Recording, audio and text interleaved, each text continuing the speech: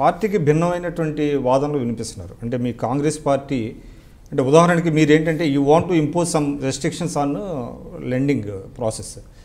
So the same ఏంటంటే world bank కూడా ఇదే చెప్తుంది. World bank just mere allocating funds కాకుండా దే ఇంపోజ్ సమ్ రెస్ట్రిక్షన్స్. కానీ దాన్ని అప్పుడు ఏం చేశారు మీ కాంగ్రెస్ పార్టీ? అది అప్పుడు అధికారంలో ఎవరు ఉన్నప్పటికీ కూడా ప్రపంచ బ్యాంకు ఊడిగం చేస్తున్నారు, ప్రపంచ బ్యాంకు జీతగాళ్ళుగా పనిచేస్తున్నారు, వాళ్ళు పెట్టినటువంటి రెస్ట్రిక్షన్స్ని మీరు సమ్మతిస్తున్నారు అనేటువంటిది ఒక వాదన కాంగ్రెస్ పార్టీ నుంచి వినిపించింది 10 ఏళ్ళు మీరు అధికారంలో ఉన్న సమయంలో. మీరు ఇప్పుడు ఏమంటున్నారంటే not only world bank, indigenous banks ఏదైతే ఉన్నాయో దేశీయంగా వాళ్ళు కూడా రెస్ట్రిక్షన్స్ పెట్టాలని అనే మీరు ఒక వాదన వినిపిస్తున్నారు. Is it the stand of the Congress party or your individual? No see Congress party never opposed World Bank investments.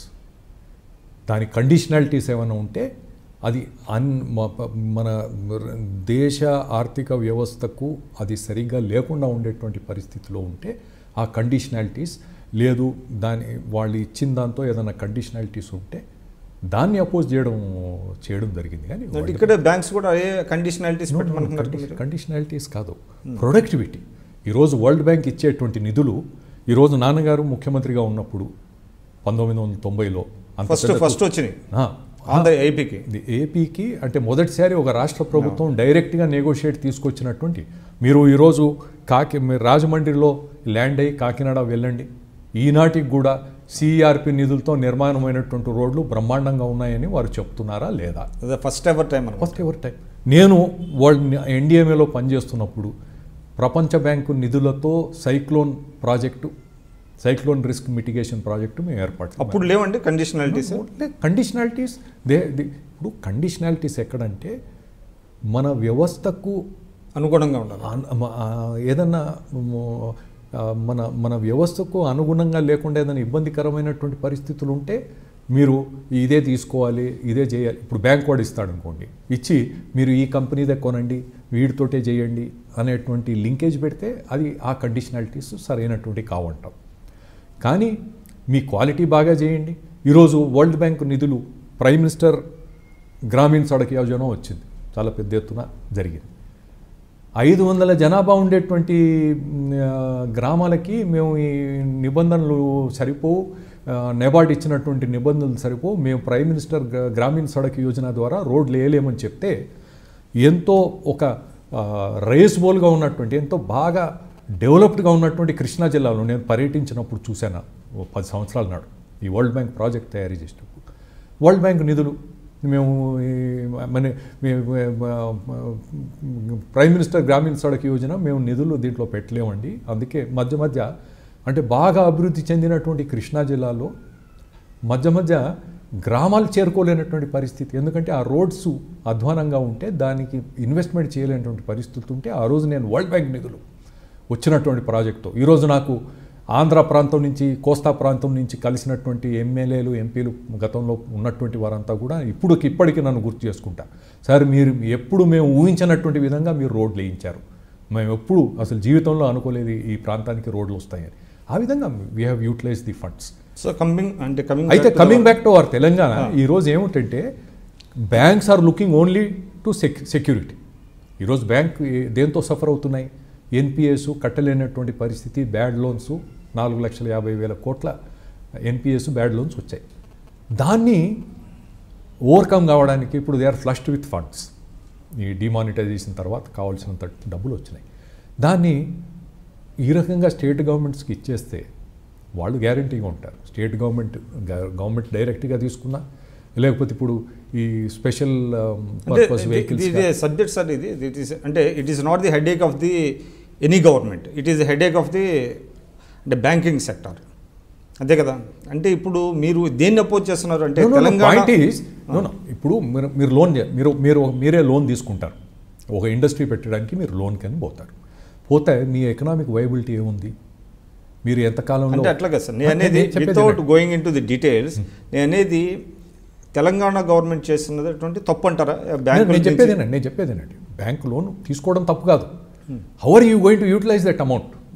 మీరు గవర్నమెంట్ నాకు ఉంది, మేము ఈరోజు వైబిలిటీ ఎక్కడుంది? మీరు 5.5 లక్షల రూపాయలు ఎకరానికి ఖర్చు పెడుతున్నారు. సంవత్సరానికి 2,25,000 రూపాయలకు పైన ఒక పంటకు నీళ్ళు ఇవ్వడానికి అది ఎస్టిమేట్స్. అఫీషియల్గా నాకు ఎలక్ట్రిసిటీ డిపార్ట్మెంట్ వాళ్ళు ఇచ్చింది ఏమిటంటే 38,500 రూపాయలు ఎలక్ట్రిసిటీ ఛార్జెస్ అవుతున్నాయి కాళేశ్వరం ప్రాజెక్టుకు. ఆపరేషన్స్, మెయింటెనెన్స్ ఇవన్నీ ఉంటాయి. సో 10-20 వేలు ఎక్కువ తక్కువ కావచ్చు, కానీ వేలు, వందలు, పదులలో ఉన్నాయి. మీకు ఎంత పంట వస్తుంది? ఇప్పుడు ఒక ప్రాజెక్ట్ నిర్మాణం చేయాలంటే ప్లానింగ్ కమిషన్ నిబంధనలు ఉండేవి. Cost per acre should be so much. ఎందుకంటే అంతలోపు వైబిలిటీ మీకు రేపు ఆ ప్రొడక్షన్ వచ్చిన తర్వాత the kind of money that it will generate in terms of taxes, in terms of public wealth, ఇవన్నీ కూడా జనరేట్ అయినప్పుడు ఇవ్వచ్చు.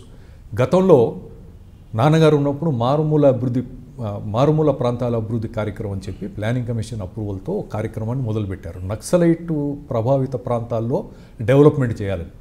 ఆ రోజుల్లో మేము మాట్లాడాం, ప్లానింగ్ కమిషన్ నార్మ్స్ ప్రకారం పోకుండా కొంత దీనికి మీరు రిలాక్స్ చేయాలి, డివేట్ అవుతుంది, రిలాక్స్ చేయాలి. ఎందుకంటే ప్లానింగ్ కమిషన్లో ఒక ప్రాజెక్టు, ఒక మీడియం ఇరిగేషన్ ప్రాజెక్ట్ మీరు చేస్తుంటే ఎకరానికి 2,000 రూపాయలు, 5,000 రూపాయలు ఖర్చు వస్తుంది.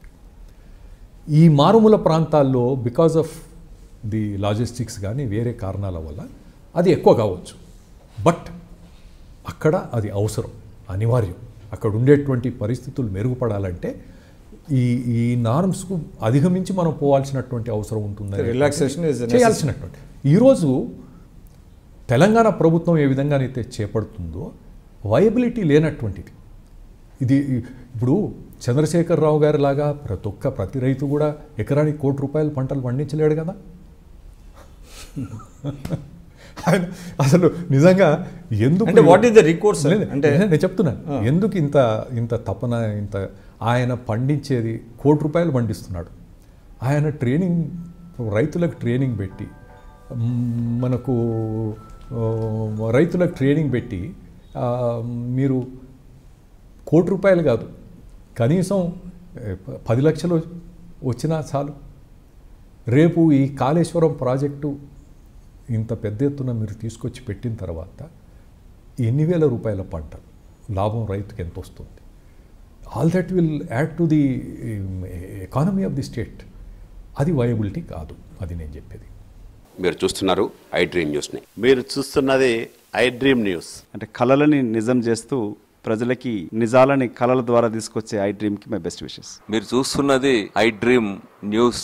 మీరు చూస్తున్నారు I dream channel. For more videos please subscribe I dream. మరిన్ని వీడియోల కోసం ఐ డ్రీమ్ని సబ్స్క్రైబ్ చేయండి. Please subscribe I dream. And I am very much satisfied with the way interview went on. Kindly subscribe to I Dream. For more videos, subscribe to I Dream. And loads of fun entertainment and content. Do watch I Dream.